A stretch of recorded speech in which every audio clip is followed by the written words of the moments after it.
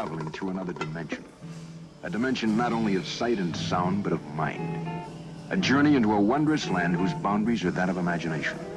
Your next stop, the Twilight Zone.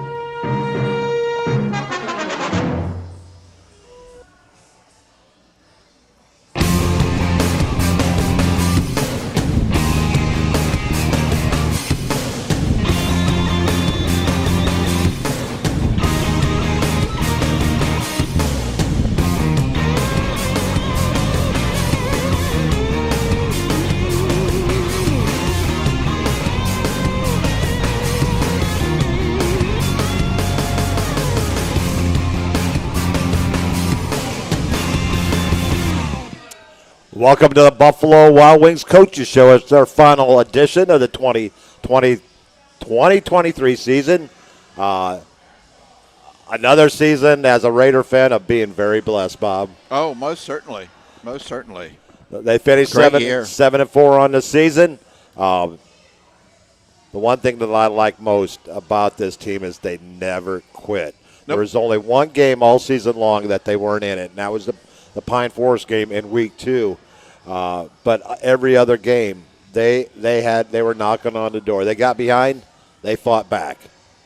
That sure and the did. Niceville game there in the second half. But Yep. But most of the season, this team, who a lot of people wanted to sell short early on after they fell behind 0-2, but this team said, no, not so fast, my friend. That's right.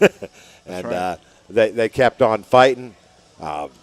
It's been an outstanding season. And district champions.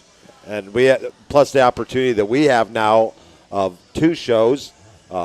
Irish Bill's Twist on Sports on Tuesday night at Culver's. 7 years we've been there. Hard to believe. And our first year, I think, is a very successful first year here at Buffalo Wild Wing. Oh, most certainly. It's been a blast.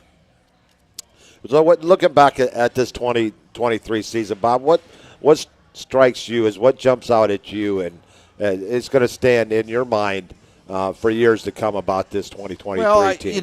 The growth of Hunter Feaster.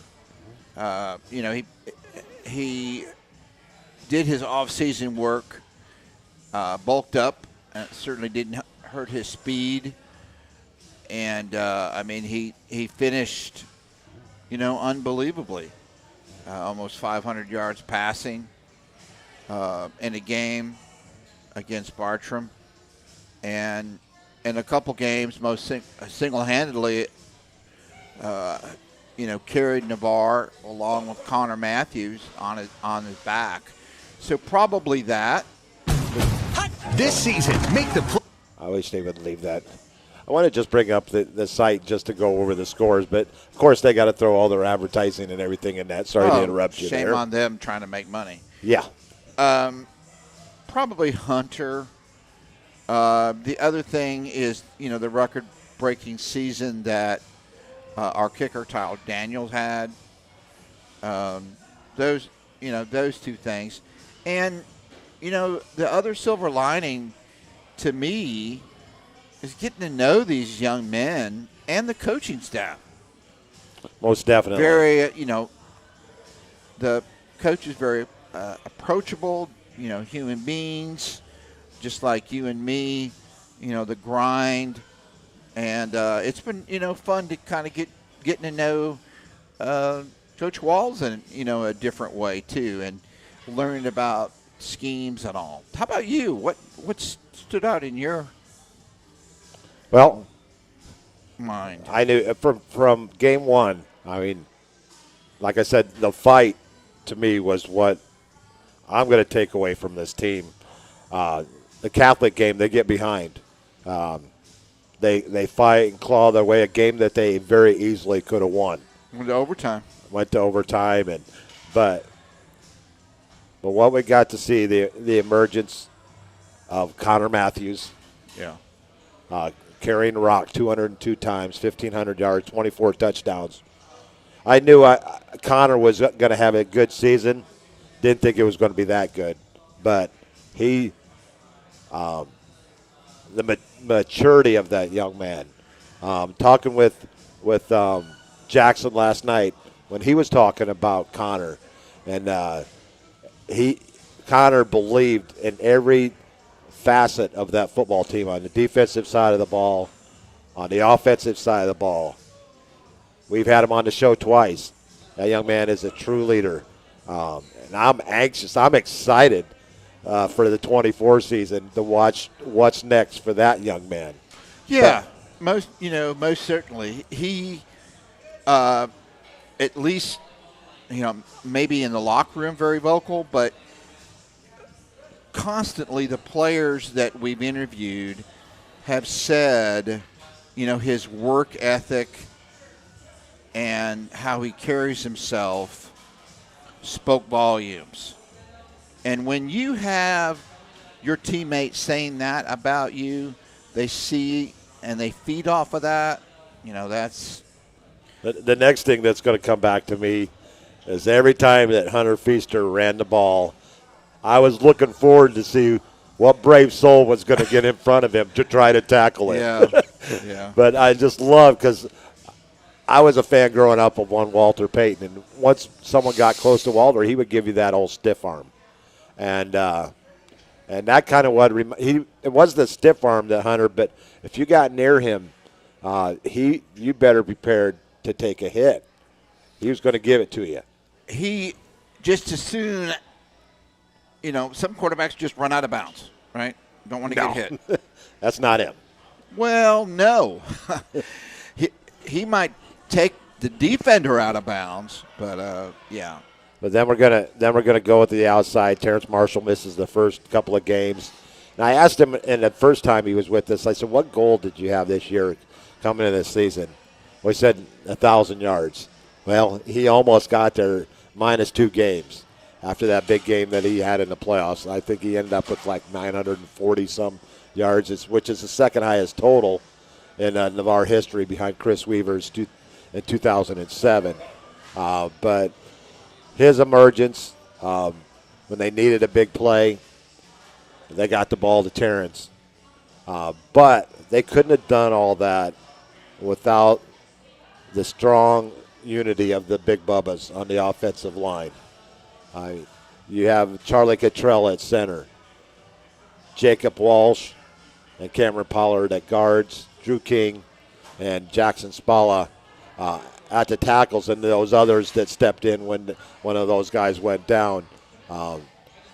Jared Hola stepped in there, a young freshman or sophomore that's going to have to step up next year. Peyton Robinson got some time on the field, only a freshman. But that offensive line, they kept Hunter Feaster upright. And they opened up Mack truck holes for Connor Matthews. Yeah, that could be the story of the season, and how well they clicked. And when you can keep your offensive line healthy, like they did almost into the end, I mean, that's I think Jacob Walsh missed 2 games or a game and a half, and that was all they missed all year long. Yeah. Let's move over to the defensive side of the ball. Lost a lot up front. Had to replace a lot up front, but the emergence of Easy Gasca and Tristan Ferreira, they did yeoman's effort there on the defensive line. Also with Braxton Barr and Will Payton. Will out for most of the season. But the 4 junior linebackers did one heck of a job, and you can watch them as they matured throughout the season. And then go back to the defensive backfield. And Connor Black, led by senior Connor Black back there. Darius Cunningham, hadn't played football since middle school. He progressively got better as the season went on. Led the Niceville game in tackles. Yeah, and then you got the young Marquise White that stepped into sophomore. Game 1 starter, never left the field after that, unless he was a little banged up. But they just people say, well, the defense gave up a lot of points. Yes, they did, but you know what? This defense, it seemed like every game there was a moment that this team needed a big stop at a big time in the game, and the defense always seemed to come up with that at the right time. That's what I'm going to take away. Yeah, this especially during the 7-game stretch of the wins, most certainly. Deborah Broxton checking in. Thank you, Deborah, for all that you've done for us this year, especially in the playoffs. Without your support like yours, we couldn't do what we do.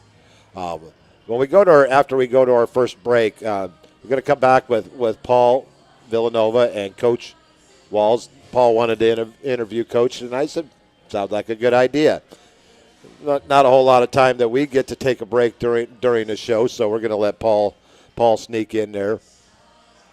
But got a lot of games still to be played. Unfortunately, Navarre not a part of it, but that we still have our picks.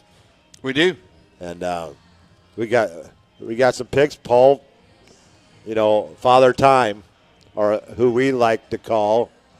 Well, I don't have it up here, but see if I can pull it up here real quick. As we like to call him. That's not Paul, the one. That's not Paul the one. Valentino, a.k.a. Tom Brady. Whatever name, the Witness Protection Program he's using this week. After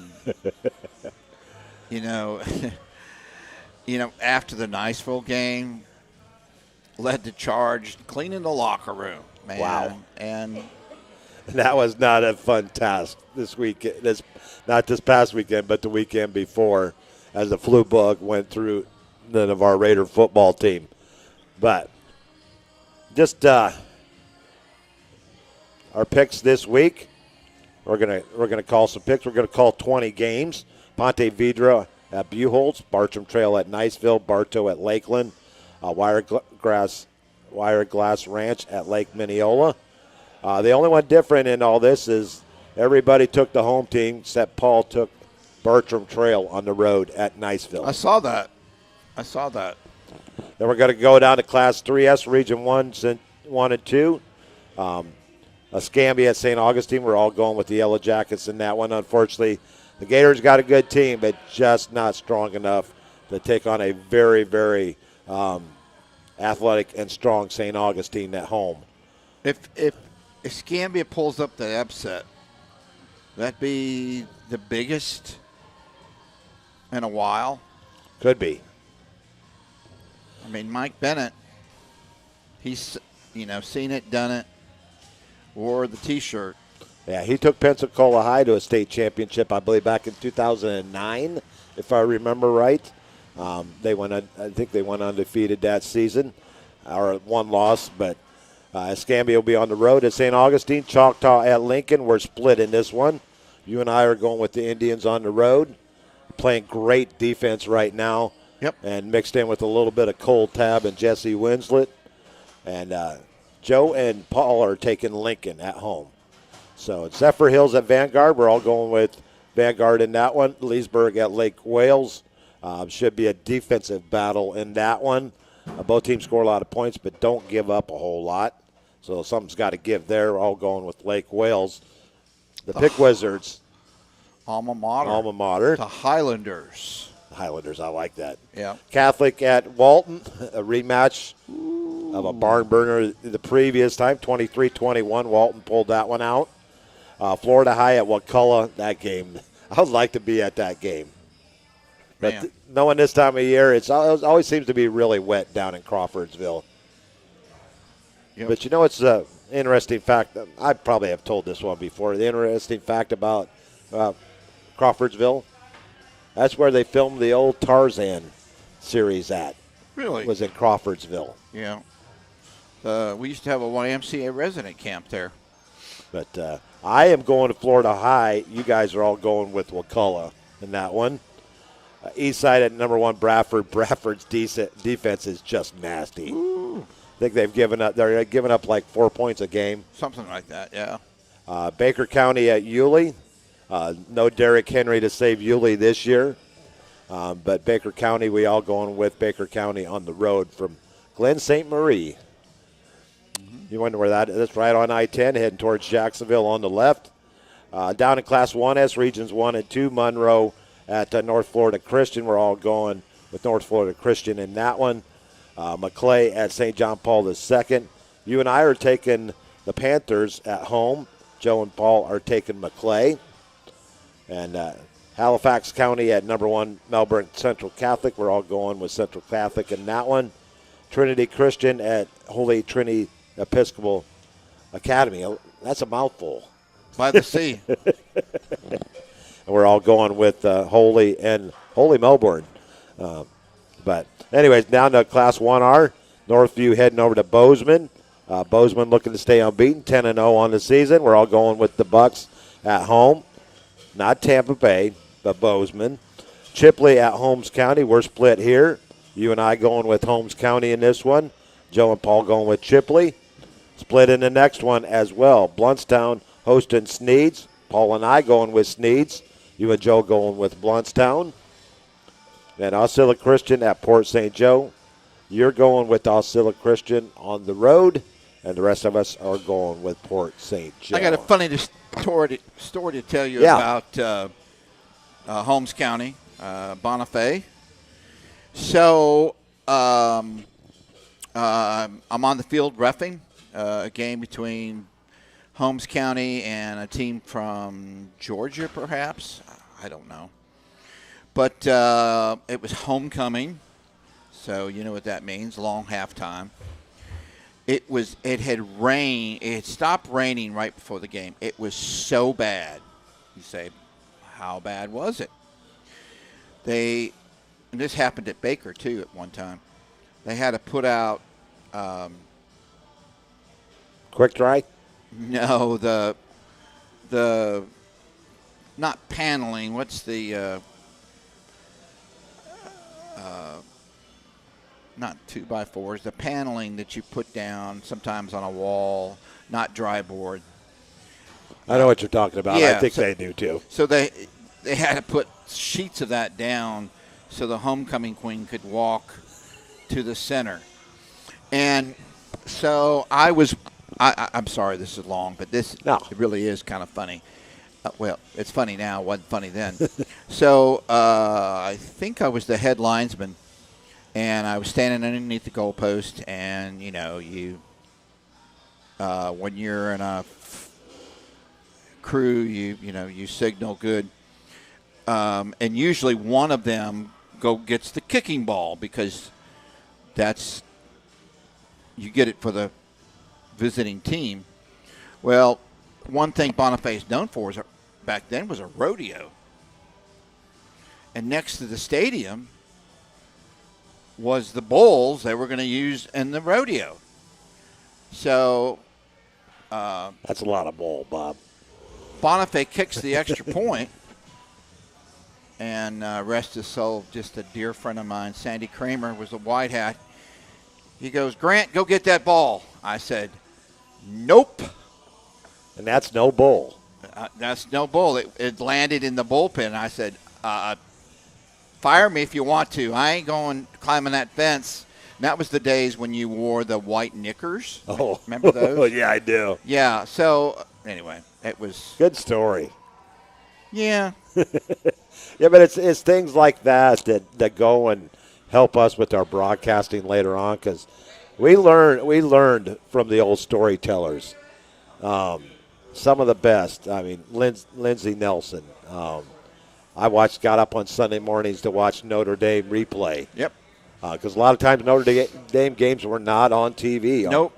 So you had to get up and watch. And he wore that checkered green and blue checkered jacket on Sunday morning. So I got to watch a lot of replay. This is Lindsey Nelson. Harry Carey, baseball, Joe Buck, Vin Scully. Good storytellers. The Detroit Tigers. I can't remember his name, but the one I learned from was a hockey announcer in Fort Wayne, Indiana. His name was Bob Chase. It was not that, because I think he had a Polish last name, but he went by Bob Chase, and he worked with the Fort Wayne Comets for 62 years. And when I was my freshman year in high school, I came down with a severe case of mononucleosis, and I was bedridden for 10 days. But what I could fall back on is every night the Fort Wayne Comets were coming on 1190 WOWO out of Fort Wayne, and that's where I fell in love with broadcasting, and I'm glad that I got the opportunity. And the Lord works in mysterious ways, Sure and He does. brought me to Navarre, knowing someday that I would be the voice of the Navarre Raiders, and you and I would set up to be a great team every Friday night during high school football season. Well, the rest of that story in Bonifay, folks from Georgia didn't like the way we called the game. Oh, And they knew that we all had come in a van. no, they didn't. Well, they all parked behind it, and we couldn't get out. Wow, So we're sitting in the locker room. that's pretty childish. Yeah. I was just glad to get our money and get the heck. We ended up having to get law enforcement involved. But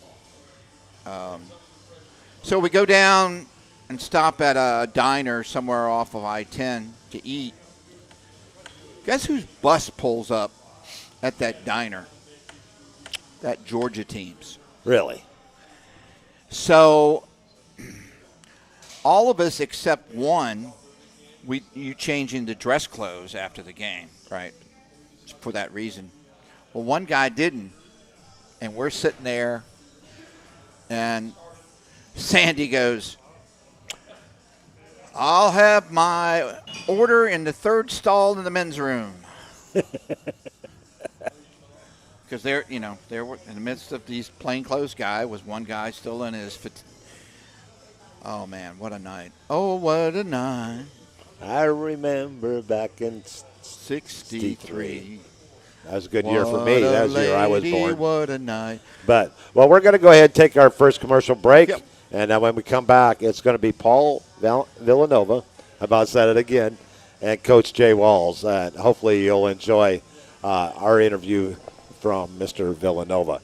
So this for Seminole Bob and Irish Bill, this is Irish Bill's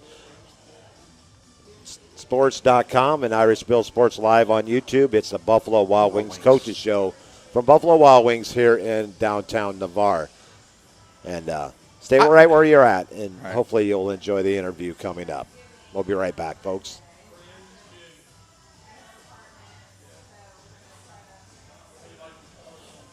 Before Field to Fork, there was just good, wholesome food. Grown by America's farm families, prepared fresh at Culver's, and always served with a smile. We still cook every Butterburger to order using fresh 100% Midwest beef and craft our frozen custard right in the restaurant using family farm fresh dairy. So thank you, farmers. Welcome to Delicious.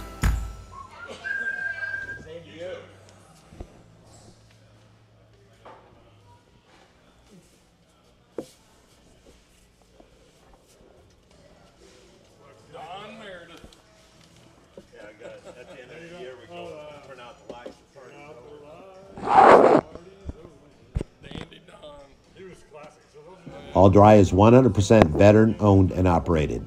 They have a proven process that guarantees customer satisfaction along with job completion to industry standards.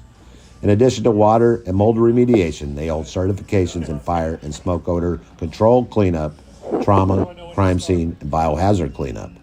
If you're in the Gulf Coast region, including areas in Florida, Alabama, and Mississippi, you can rely on All Dry 24/7, 365.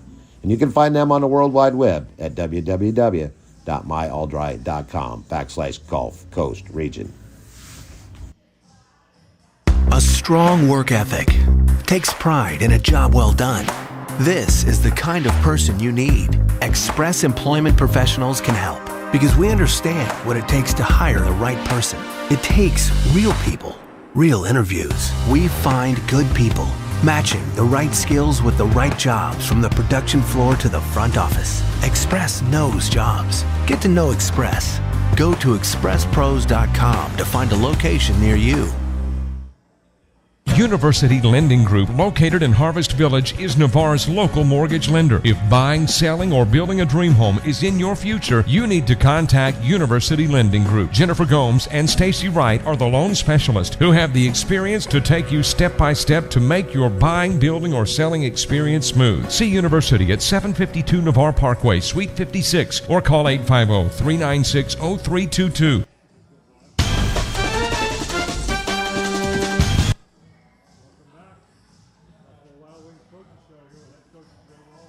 Well, welcome.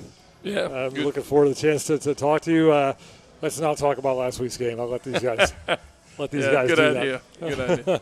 Hey, this season you notched your 200th overall win as a head coach and your 100th at Navarre. So, comment if you would on what it takes or what it means to you to achieve that type of success. Well, it is special, but really, just I've been very fortunate to have great players and great assistants and great support from administration, and I've been very fortunate to have a lot of support from booster clubs. That's what I think of. I love coaching. I love football. I'm not really counting the wins.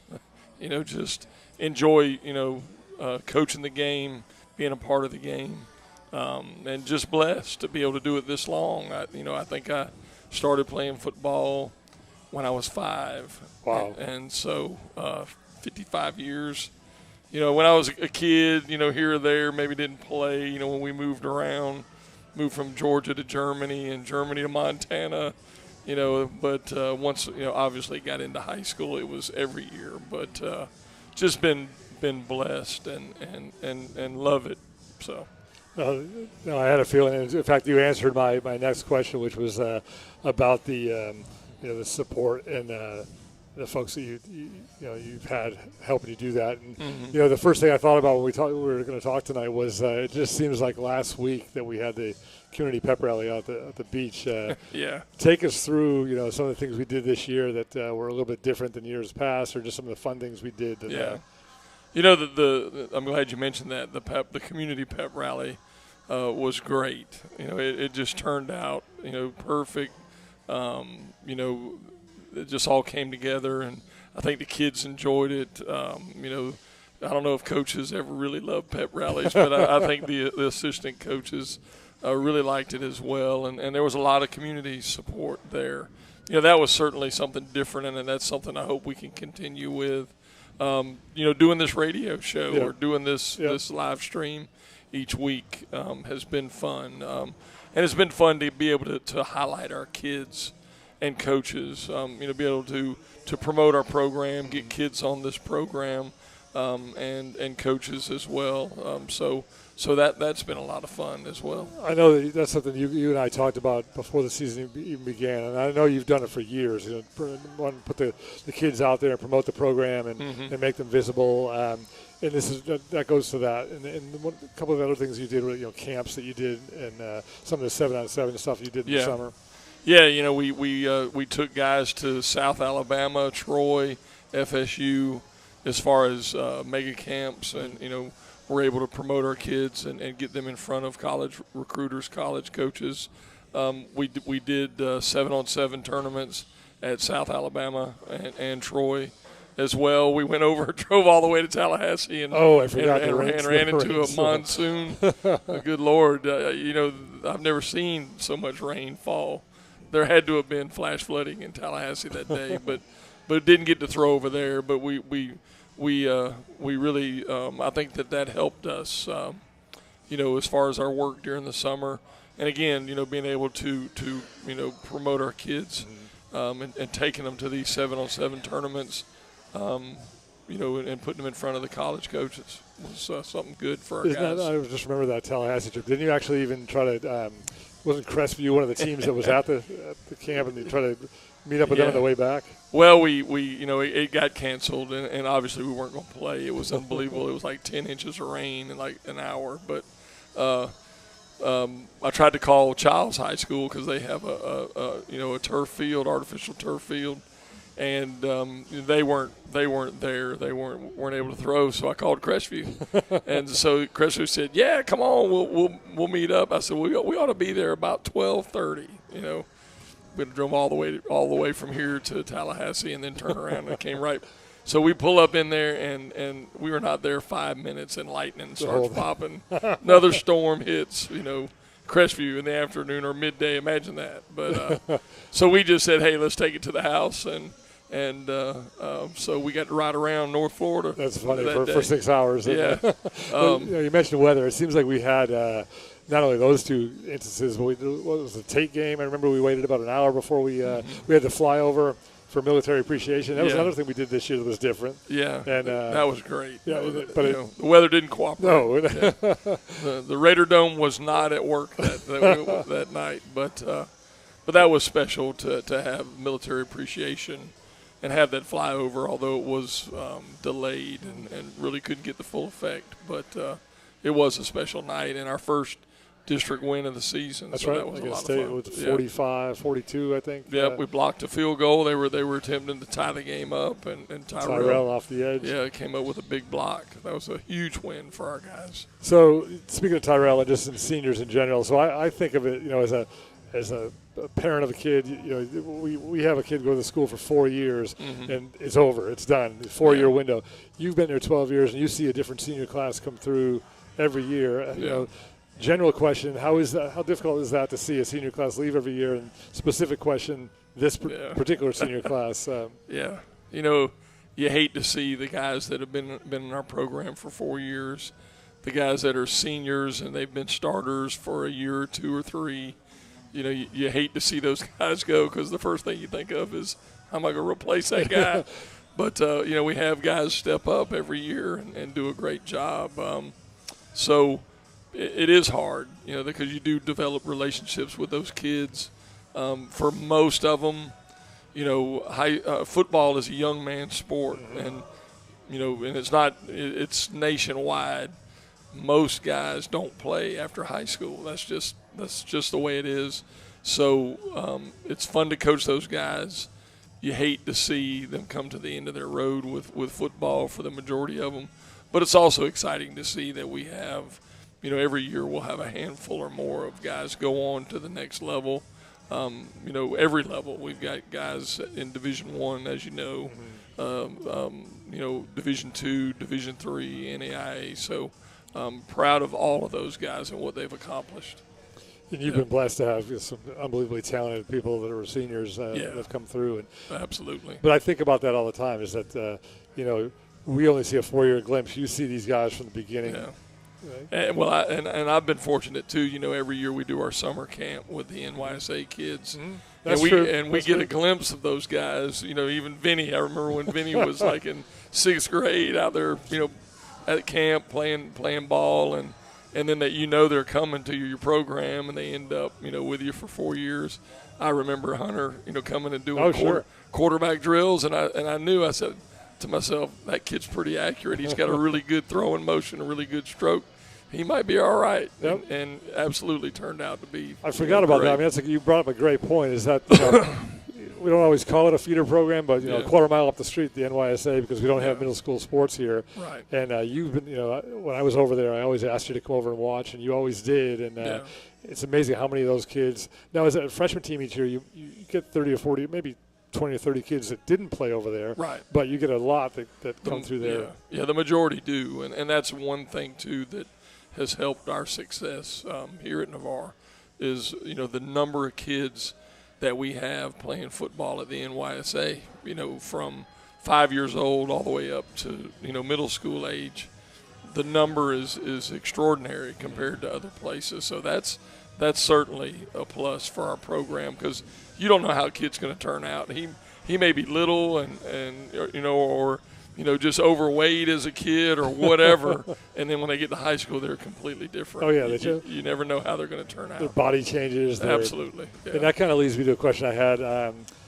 Surprises this year. I know, you know what talent you have coming back. You know your Terrence is going to be good and Hunter is going to be good. And Connor. Who surprised you? Who did you look at, you know, the beginning of the year and what they became at the end of the year?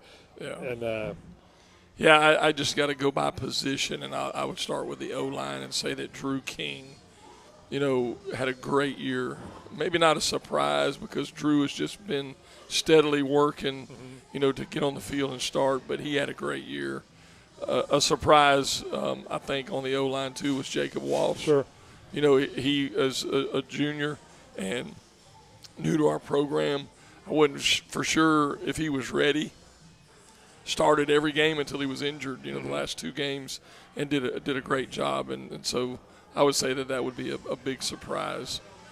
At receiver, Terrence, certainly not a surprise. Right. Like Rylan and Nate, we knew last year we got a glimpse of what Nate could do, and he had a great year. But I think Rylan Reynolds, showed some promise and helped us in some games.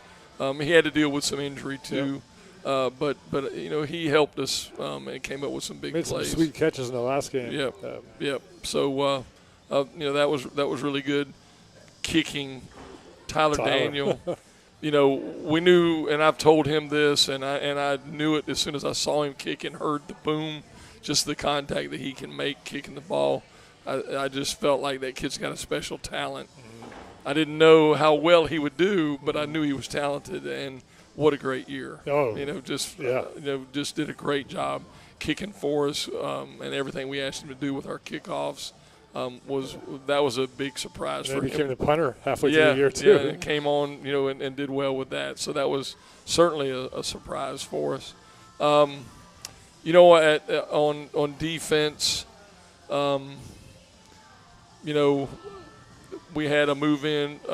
Tristan Ferreira moved in from South Alabama and helped us out. That was just he ended up transferring here and not because of football, just for different family reasons, and ended up helping us. So that was a big help. At linebacker, we knew that Vinny and Andre and Josh were gonna do well, and Mason Baker. I think Logan Hand, really, until he was injured, came on and was going to help out in a big way. A surprise in the secondary was Darius Cunningham. Basketball third. Yeah, we wish that he would have been with us for 4 years, and if he would have been, a great player, great athlete, got a lot of ability, just not a lot of experience, and so you saw him all year long, just improving, and so him coming out and helping us was certainly a plus, and old Marquez White. Yeah. Old Quezzy. Yeah. He got on the field. He had his sophomore moments, but at times played really well. He's a heck of a competitor. So I foresee him improving. He's not afraid of contact at all. No, not at all. That guy hit. And I think you talk about defense. I think you've got most of your guys on defense coming back, right? For the flip-flop from this year. We had one senior on the D-line that's graduating. At linebacker, everybody's back. And now the secondary, we took a big hit from graduation. We had 3 seniors. 4. Tyrell Connor. Yeah, Jacob Weaver, played a good bit. He's a senior. So graduation will hit us in the secondary pretty hard. Yep. It seems like you've got some guys that are versatile that could probably move into some of those positions too. All right, so take us behind the, again, as parents, as fans, we don't see all the stuff you guys do. And if you had to come up with one of the funniest things that happened this year, any stories that you can tell, or I know you guys, or even you don't have to talk about it specifically. I talk generally about rookie entertainment you guys do at the beginning of the year. The rookie entertainment this year I thought was pretty good. There were some young guys that were really talented. A guy that comes to mind, it wasn't necessarily funny, but Bryce Wheeler, his ability to play the guitar, I believe, I was astonished how good he was. But there was some really funny things, in rookie entertainment.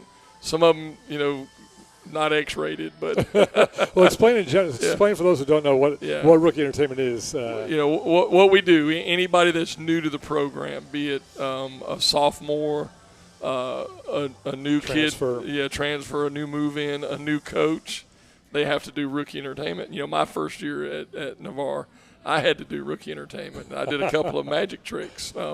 And so we do that during fall camp in August. Okay. Yep. And what we do is we have them at the school all day long. We practice and have meetings and lift, and we feed them 2 or 3 times. And after one of after the lunch, we have rookie entertainment.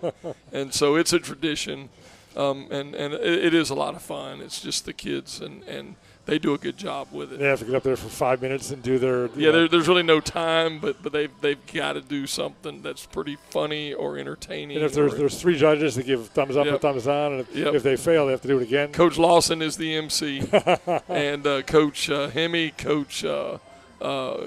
Coach Whited, and Coach Bagley are the judges, and so they got to get 2 thumbs up. And it's pretty interesting. And if they don't pass, they have to come back and do it again. again. They got to do it again. And if they don't pass, ever during fall camp, they got to do it again next year. Oh, really? They got to come back. We keep record of it. Okay. Yeah. So this year you had a couple new coaches. You had Coach Benjamin. You had who else was new that had to do it? Let's see. Coach Benjamin was new. Coach Jones was new. That's right. And they talked about their military service to the guys. Okay. And it was really interesting to find out some background on both of them and their service. Coach Benjamin in the Navy, and then Coach Jones in the Army. Really, really interesting stuff. And I think that may have been. Is that everybody? But because I think Coach Hemme had to do it last year or the year before, maybe. Yeah, he's had to do it. So yeah. I don't know if you saw it. There was an article that they did in the Navarre Press on Coach Benjamin this year during and it was really, I thought it was really well done and about his background and how much he wants to give. And he seems like he's been a win for the program. Yeah, he did a good job coaching our D line. And coming in, we told him, look, you had 5 or 6 seniors graduate. There's only one guy returning that played a little bit, Braxton Barr. Mm-hmm. So you got your work cut out for you and for us. And so, he went to work, and I could tell immediately he made a difference with the D-line.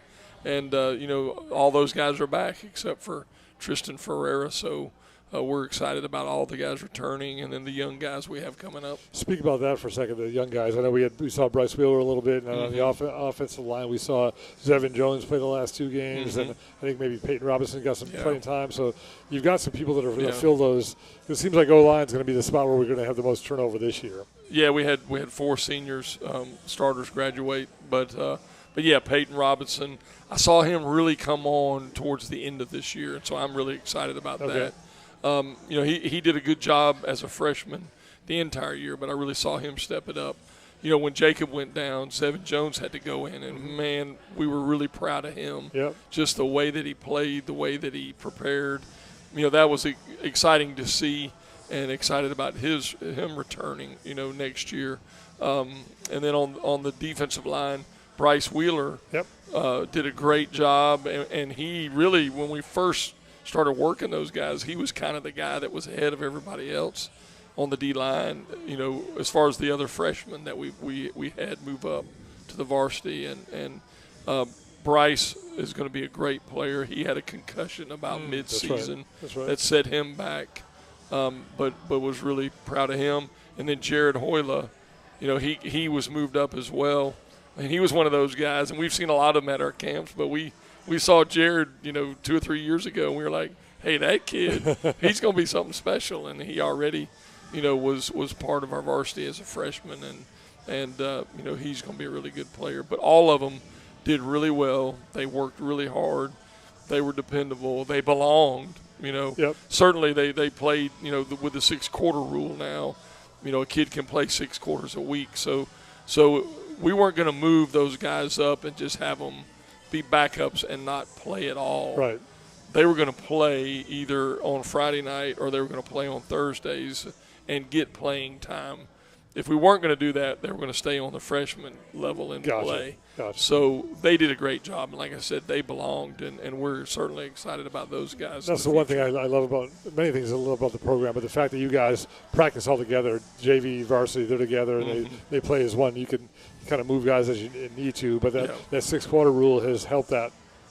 Without a doubt, it's helped, because before that, it was it was really hard to field a JV team at times, but that 6-quarter rule, it helps, because now you can you can play a kid 2 or 3, or you can play him 4 quarters on Thursday if you want, and then he's got 2 left on Friday, in a backup role. But a lot of those guys that we had as 6-quarter guys, we would play either 2 quarters or 3 quarters where we knew they would be available if needed for most of the varsity game, if not all. Wasn't there one game? Was it the overtime game? Was it late that we had it was a Will Payton or somebody had played 3 on Thursday and then 3 on Friday and then couldn't play in the overtime? Or that was Strom. Strom, okay. Yeah, okay. Ron Strom, that he had played actually 4 quarters on Thursday, and so he played 1 quarter the first half. And then he played 1 quarter. We had to hold him out the 3rd quarter, and he came in the 4th quarter and played. So, yeah, if we had a crystal ball, we would have not played him 4. But, and we ended up, I think, with some injuries that set us back a little bit. Because it was the Gulf Breeze game that Andre got hurt. Yeah. So that was the. That definitely was a big hit, because Andre starting linebacker, and then also he was one of our running backs and part of our Wildcat package when he went down. That was a pretty Black big Pearl. hit. Yeah. So speaking of running back, this wasn't even on my questions, but great running back room that we've had, and they're all coming back. And talk about Connor for a minute, not just as a on and off the field, the kid's just a special kid. Yeah, and that's the first thing that comes to mind. He's a great athlete and a really good player, a great running back, but he's really, sincerely, truly an even better kid. Mm-hmm. After the game Friday night, he went on his own to the O-linemen and thanked every one of them. Just a special kid, and just a lot of fun to coach. And another thing, just seeing him throughout the season, how hard he worked in practice. Mm-hmm. There were times where I would be running the scout defense when we were going over special and new plays. I'd be standing behind the scout D, running that portion of the scout D, during that portion of practice, and having him run a play and run through there. He was rolling. I was like, wow, this guy's he's pushing it. So what a great year. Yep. Rushed for 1,500 yards and 23 touchdowns. Yeah, 23 or 24 touchdowns. He just got better and better and better as the season went on. He did a great job of catching the ball, and Hunter as well did a great job working through his progression, getting the ball to the guy that was open, and many times, especially late in the year, it was Connor, and he made some great catches, 2 or 3, I think, in the pace game, mm-hmm. That sustained drives and helped us get third down plays. And he made a couple in the Bartram game late in the game too. Yeah. And but the point you brought about him waiting, I saw that on Friday night. He waited for his O-line. They were all still talking to Coach Gaines, and he did. And he waited and went over and talked to all those, and just a special kid. Yeah, yeah. We're definitely excited about him returning. He moved in, before his sophomore year, right at the beginning of the season, so he had to there was a learning curve there, but you could tell middle to end of last year, that he was going to be something special. He had some great games. Well, it was the pace game, right? The pace game. He rushed for about 200 yards. Yeah. And so we knew, hey, this guy's got something to him. Well, there was no doubt the entire season and what he did. And, some of the runs, and Hunter, too, some of the runs that the way they're running style, some of the runs they had, it's like they're carrying 3 or 4 guys down the field. And there was some speed involved and athleticism, but a lot of times it was just I'm going to the end zone, and I'm dragging or running through whoever's in the way. I think Hunter loved being able to do that. He looked forward to someone getting in his way and throwing him out of the way. Yeah. All right, well, I'll end with if you had there's probably not just one, but pick a couple of highlights for the year. Was it the pace win? Was it the Gasaway getting a score against Milton? Was it the Gulf Breeze win coming back? Or what are the things that kind of stick out as well, the 7 wins in a row, that sticks out. That was pretty special. And within those 7 wins, going undefeated in our district. Sure. That was really big.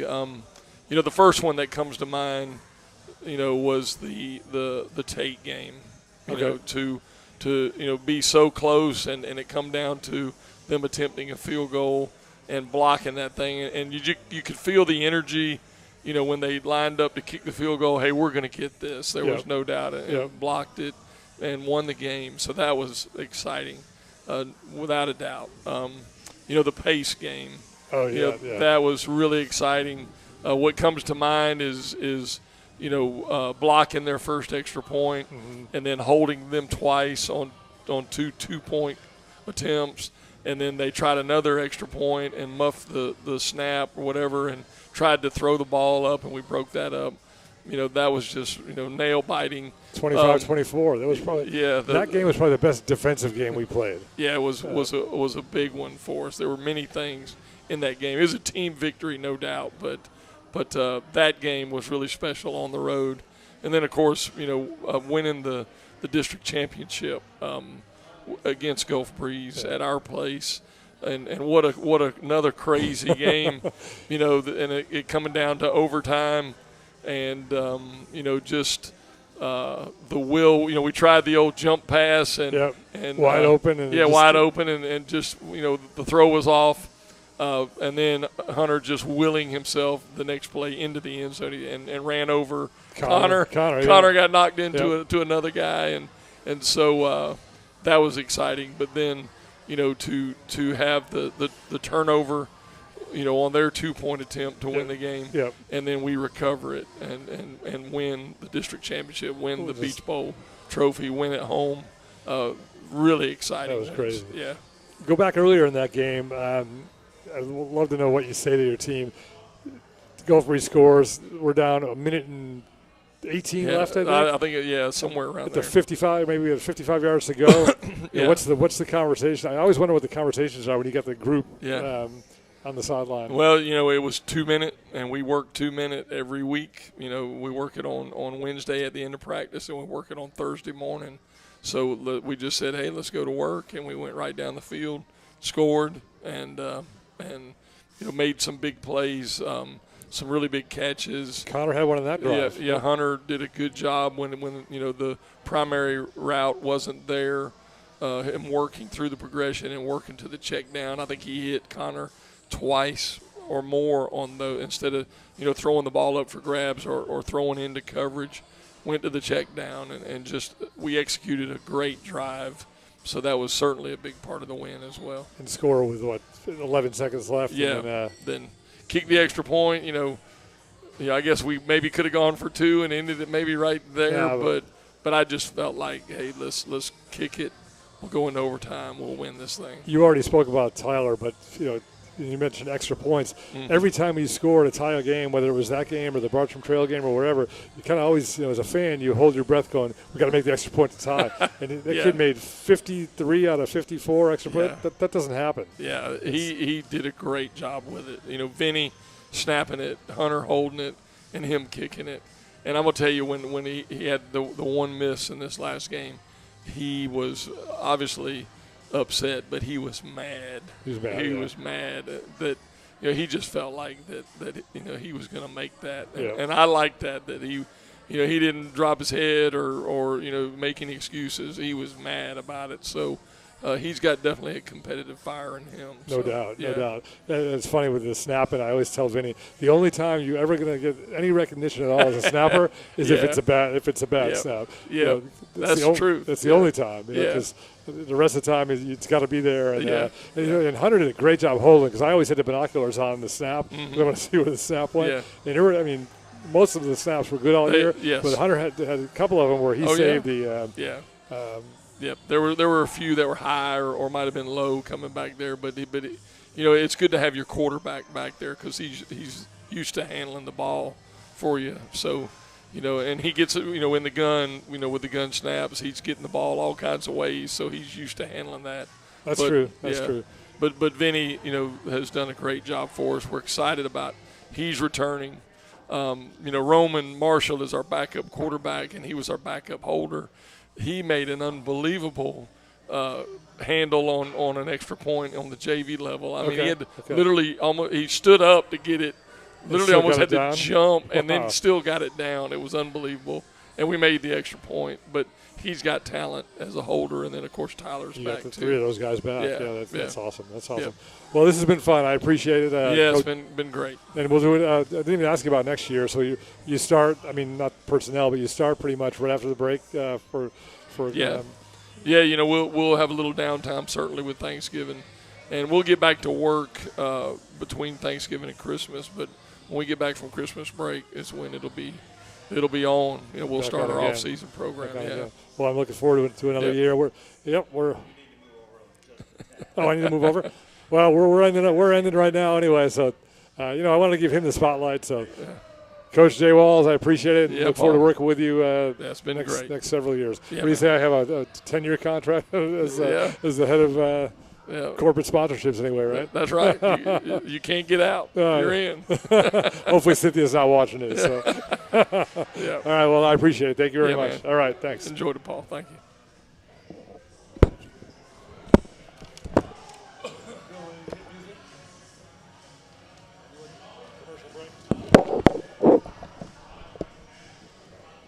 Didn't do a very good. Thinking about selling your property? Call Ursula Householder of Coldwell Banker Realty in Navarre now.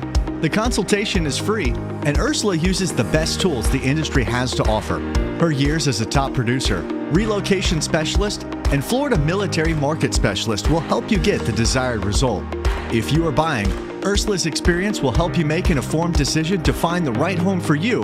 And if you mention this advertisement, Ursula will donate $100 to the Navarre Raider Quarterback Club when the deal closes. To find out if you qualify for any of the military rewards, call or text 850-642-5711 or email ursula.householder@cbrealty.com or go to urhouseholderhomes.com. That's urhouseholderhomes.com. Go Raiders! Great teams have great support. The Navarre Raiders have one of the best support organizations, the Navarre Raiders Quarterback Club. All the members see to it that the Raiders have all available necessities to keep the Raiders on track, whether it's seeing to it that they're properly fed, have good transportation, or making sure that all Raider fans can watch and hear all exciting Navarre Raider football action. The Navarre Raider Quarterback Club is there to make it happen. Thanks, Navarre Raider Quarterback Club, for your support of your winning Navarre Raiders on IrishBillSports.com. Craig Culver of Culver's. Before farm to table, before field to fork, there was just good, wholesome food. Grown by America's farm families, prepared fresh at Culver's, and always served with a smile. We still cook every Butterburger to order using fresh 100% Midwest beef and craft our frozen custard right in the restaurant using family farm fresh dairy. So thank you, farmers. Welcome to Delicious.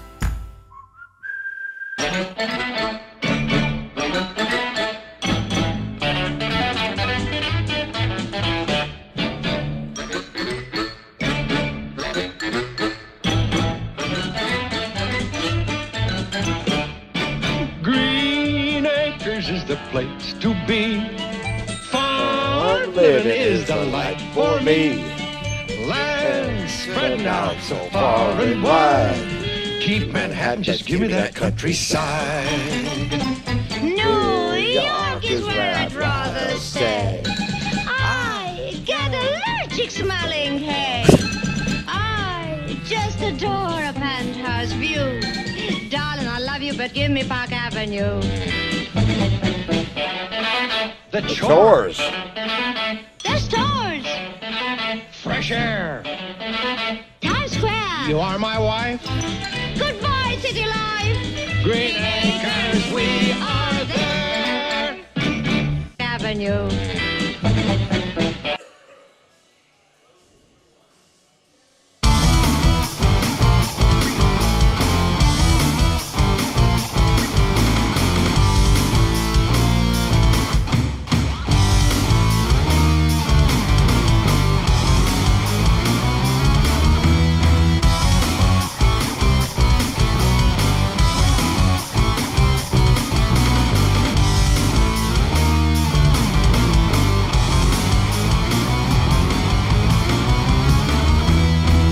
Welcome back to the Buffalo Wild Wings Coaches Show. This is our final episode for the 2023 season, and it's been a memorable one, Bob.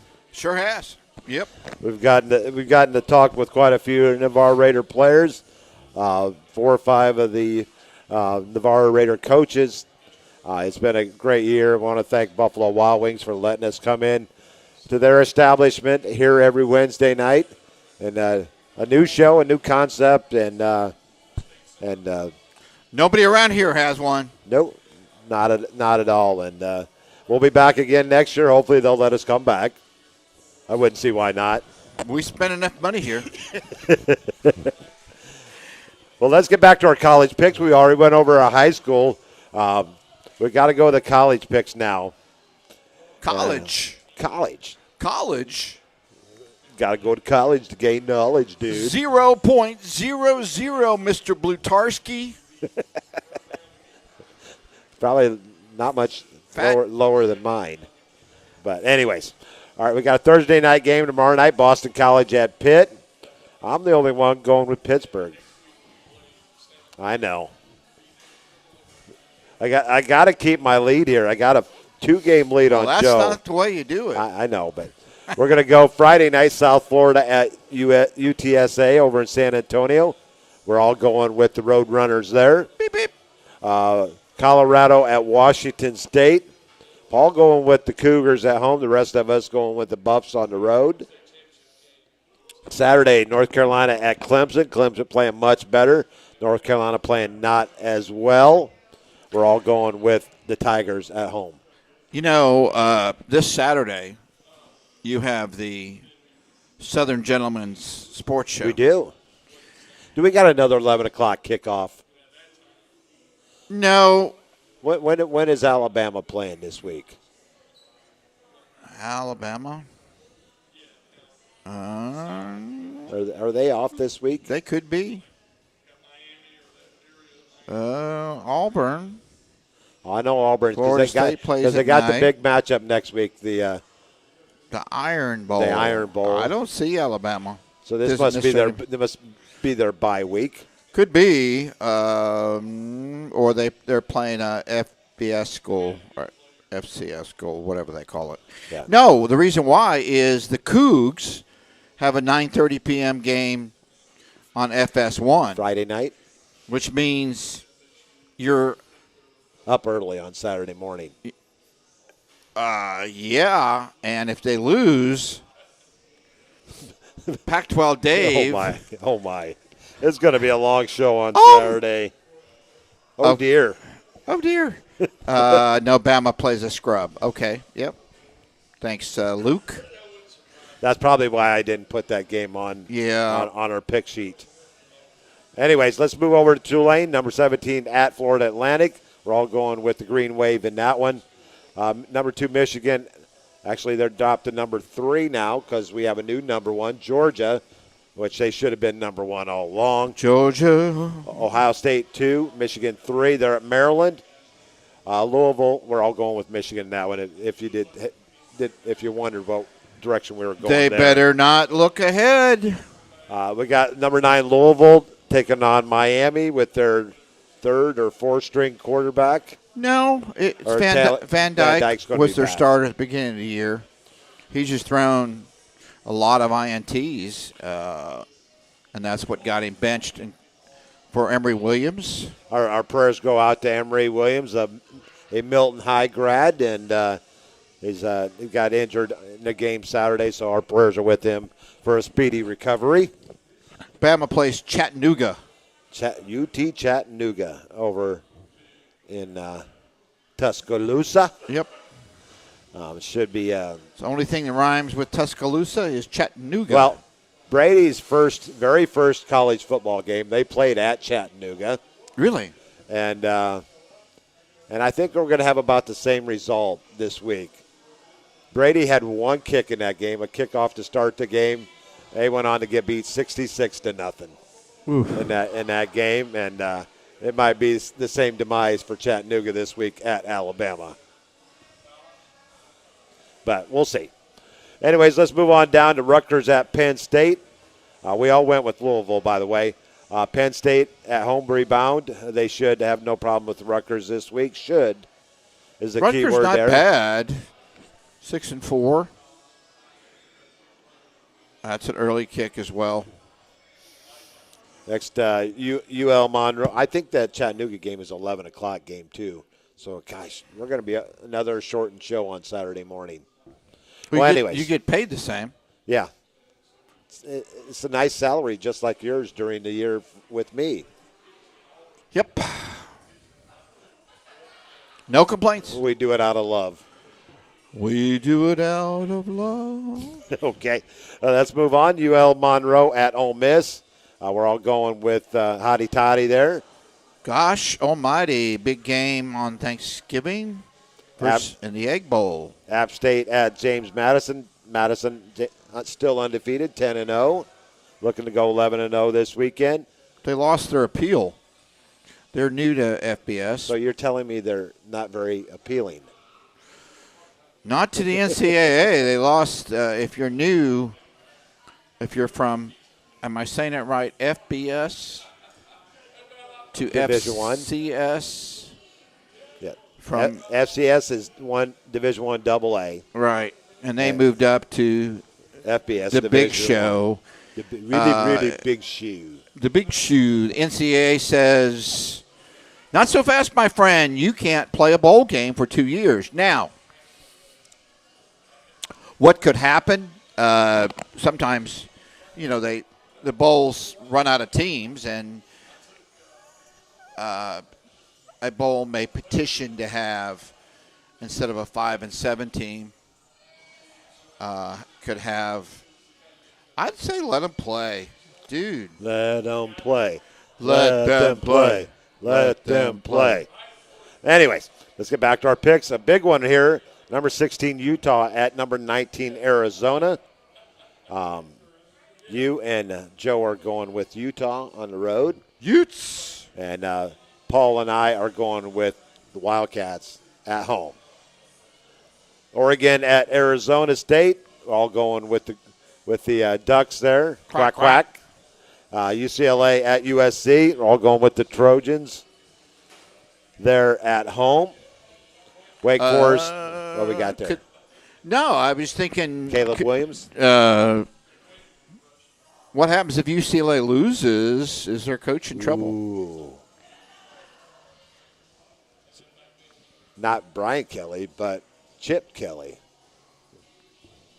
Chip? Off the old block. Yeah. Anyways, good question there, Bob. I think UCLA will be looking for a new coach if that they don't win that game. Wake Forest at number 20, Notre Dame. Not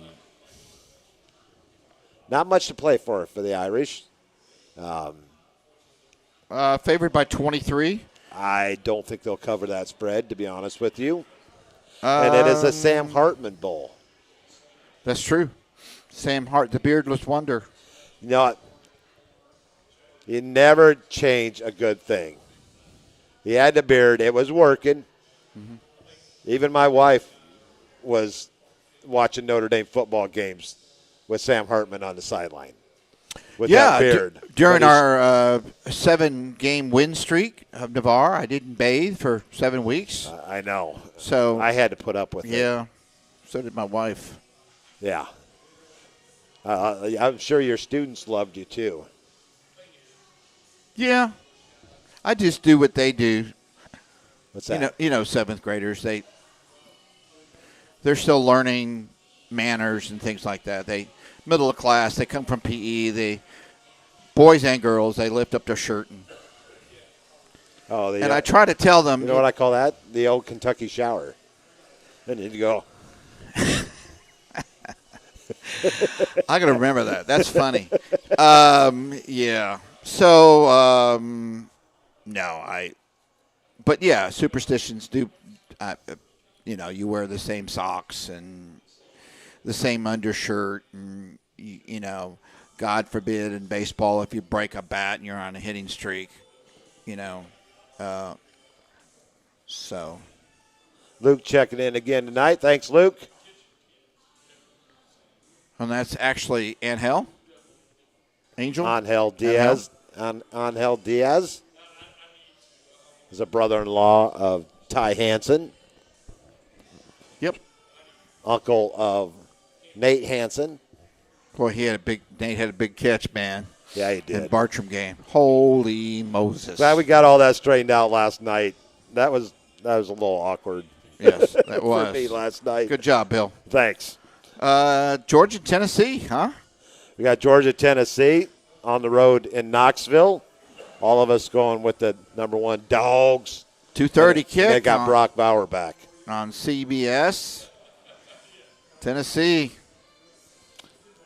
It's going to be a long day. If they could only score 6 against Missouri, they're not going to score that much more against Georgia. Sorry, Shanky.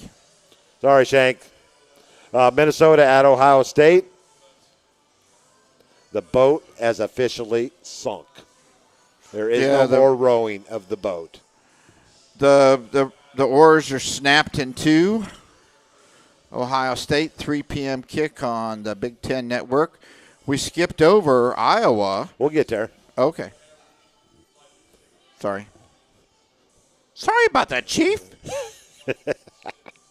Illinois at Iowa. I think they're ranked again now. I think they're like number 23 or 24. 8-2, headed to the Big Ten tournament, and Bill Hamill. Just think if they had an offense. Once again is correct. They are the lowest scoring team in FBS. 130 what? I don't know.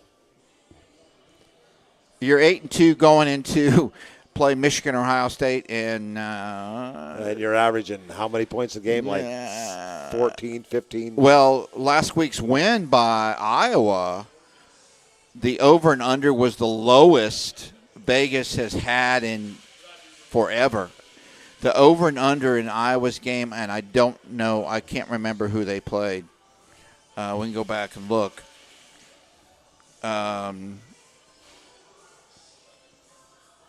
We didn't pick them last week. There's probably a reason why.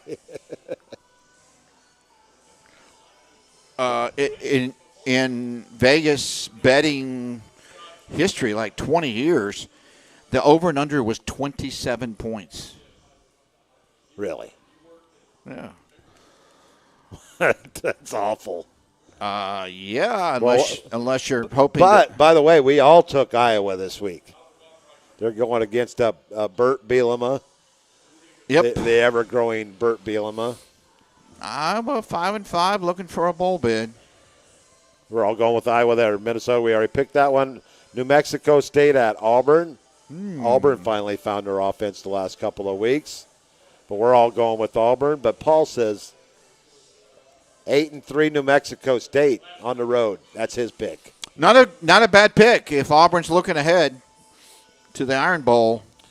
Then we're going on to Texas Tech. Upset winners last week. They're facing off with UCF, who was an upset winner as well. Actually, they demolished Oklahoma State 45-3. Man, I'm a man. I'm 40. I bet you felt like 80. Now. That was a long trip home for Oklahoma State last week. UCF is going to Texas Tech. That's what we were just talking about. You and Joe are going with UCF. Paul and I are going with the Texas Tech. Yeah, that was a tough pick. Both teams 5-5, looking for a bowl. I tell you what's not a tough pick is our next game. North Alabama Division I AA school going to Doak Campbell Stadium this week. Doak at S. Campbell. Bobby Bowden Field. Bobby Bowden Field. I will be there. Late game for us. Seminoles seem like always to have Lebanon games. This is 6:30 Eastern, 5:30 Central. Should be a pleasant night, Saturday night. Yep, supposed to be. We are on the CW network. Then we got Kansas State at Kansas. Joe and I going with the Wildcats on the road. You and Paul going with the Jayhawks at home. Why does Iowa and Iowa State play like the second game of the year, and every mother's rivalry plays around Thanksgiving? Because some would probably figure that not to be much of a rivalry. Could be. I know my son-in-law is a big Hawkeye fan. His dad has a farm in Iowa. Half the family is Iowa State. The other half of the family is Iowa. Well, if a cyclone comes in, the Hawkeye flies out. Yeah. And so we're split there. Kentucky and South Carolina, also a split. You and I going with Kentucky. Joe and Paul going with South Carolina. Missouri hosting the Florida Gators. All of us going with the Tigers at home. Number 5, Washington, only, I think, a 1-point favorite on the road at Oregon State. Or a point and a half? Yes, point and a half. We're all going with the Huskies on the road. And number 7, Texas at Iowa State. We're all going with the Longhorns as Quinn Ewers gets back in the lineup for the Longhorns. And Georgia State at number 15, LSU. And we're all going with the Tigers in that one. Could be the Heisman Trophy winner. Daniels. Well, we had some the numbers. We're going to talk a little bit about some numbers before we finish up this show. I want to say what an outstanding season for Hunter Feaster. This is where he stands at the end of his career. Number 5 in passings for a single season with 1,900 yards. Number 2, career passing yards. Only one man stands in front of him, and that's Matthew Webb with 4,161 yards. Tied for 5th all-time with touchdown passes in a season with 17 this year. He's tied for 2nd with 19 last year. He's the all-time passing touchdown leader for his career with 41 as he surpassed Marlon Courtney this year. He's number 3 and 4 on the passing attempts for a season. Number 2 all-time passing attempts, 495 in his career. Attempts in a game, 37 this past Friday night, 40 in a game last year. Completions in a career, 288, only behind Matthew Webb. 25 completions in a game. He did that a couple of times, once this year and once his sophomore year. 507 yards in a game last Friday night against Bartram Trail, number 1 all-time in Raider history. He's tied for 3rd with 4 touchdown passes in a game. And what a career by Hunter Feaster. And yep, a lot of these guys don't even know what their numbers are until guys like us bring them up. But it kind of puts in perspective what he's meant to the Raider program over the last 3 years. We're also saying goodbye to another record holder, Terrence Marshall. Terrence had 286 yards Friday night, which is a Navarre record as he breaks former NFL and Clemson guy Jordan Leggett's record, who had 203. That game was against Choctaw. Terrence. I wonder if he's going to the Kansas State game. I think he's being looked at by both. Yep, and Auburn also. Terrence finishes with 925 yards. That's 3rd all-time for a single season, behind Chris Weaver and Jordan Leggett. Number 2 all-time in receiving yards with 2,099. Dante Wright only with more. He finishes 4th in receiving touchdowns, actually tied for 3rd with 9 this year. And he's tied with Brad Leggett. Only guys that have had more with Dante Wright and Jaden Reese last year with 12. Yep. 20 touchdown receptions in his career, tied for 2nd with Brad Leggett behind Dante Wright. 10 receptions in a game Friday night is 3rd all-time behind Chris Weaver and Quentin Randolph. 3 touchdown passes in a game is tied with numerous Raiders with 3. And he's a 4th all-time leading receiver, 1 behind Dante Wright, 6 behind Jordan Leggett, and 7 behind the leader Brad Leggett. And he would have broke that if he wouldn't have missed the first 2 games of the season. And receptions in a season, 51 this year for Terrence. That is 5th all-time for a single season. And, wow. But now we got to talk about a junior running back. Connor Matthews, 1,500 yards rushing this year on 202 carries. That's third all-time behind Michael Carter and Jay Warren. His career rushing yard, this is only a year and plus in one game. Connor with 1,773 yards. He's currently 7th all-time with a chance to move up that list and move into second. And with a really strong year next year, could have threatened Michael Carter's 40,540 yards.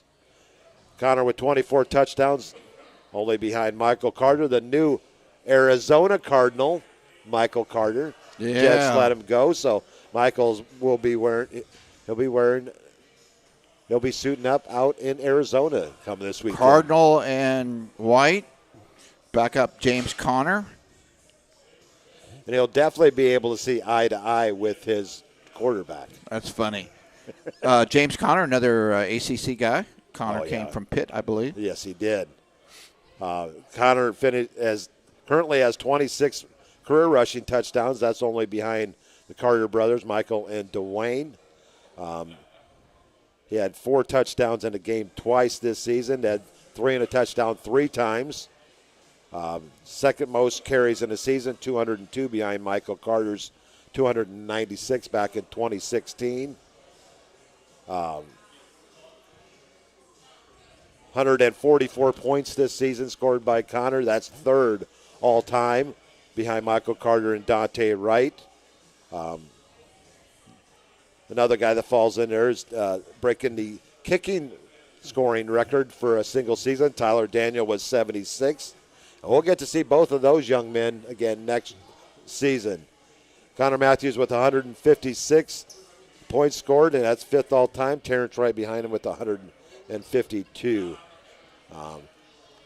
And we'll be putting some more stats together, the defensive stats, as I just finally got those last night, so I'll put those together and post those up on my defensive records. But all in all, a very successful season for the Navarre Raiders.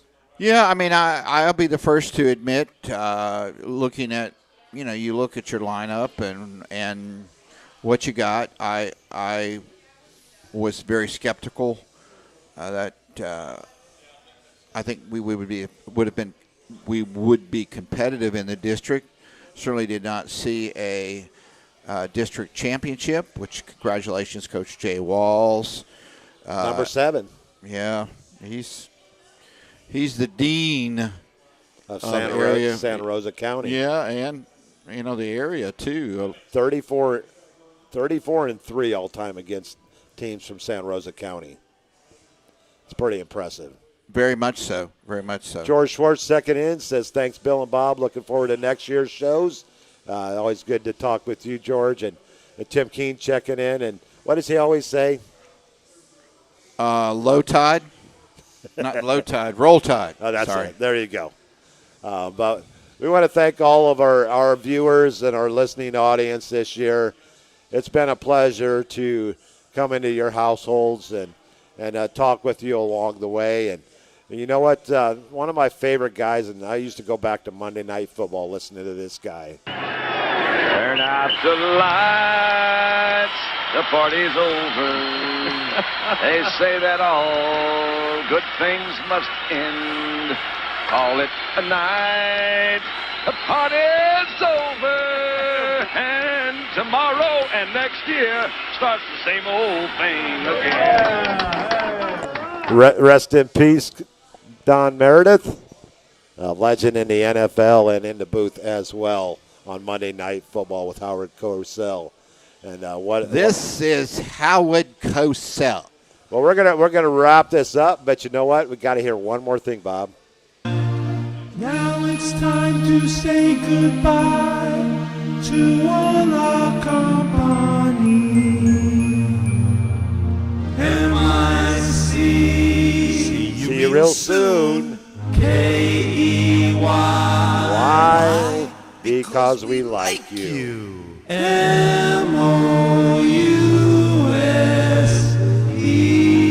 We love you, Navarre. We love you, Navarre. Until next season, for Seminole Bob and Irish Bill, we're just going to wish you all a very happy holidays and a safe holidays with your families. And until next year in 2024, where we bring you Raider football once again, May the wind never be at your back.